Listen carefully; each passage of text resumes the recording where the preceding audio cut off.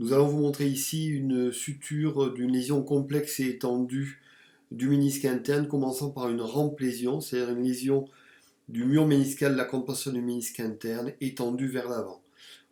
L'intervention commence par cet abord supplémentaire postéro-interne, ce point d'arthroscopie, qui permet de localiser et d'aviver cette lésion que l'on voit ici, cette fissure verticale, que l'on avive au shaver, que l'on va ensuite suturer par un point passer par le point postéro-interne avec ce type d'aiguille, avec ce nœud qui va être descendu. Puis ensuite, on va passer par en avant pour aller mettre des points de suture avec ce type d'instrument, qui sont des ancres porteuses de fil qui permettent de réaliser ces points de suture verticaux. D'abord à la partie postérieure, en dedans de la zone que nous avons suturée par le point postéro-interne. Voilà le premier point qui est passé, qui est vertical supérieur.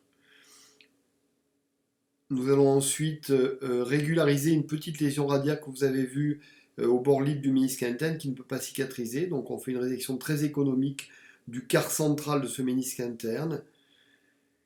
Et ensuite on va continuer vers l'avant avec un deuxième point vertical supérieur que nous passons ici, à la partie la plus antérieure de cette fissure.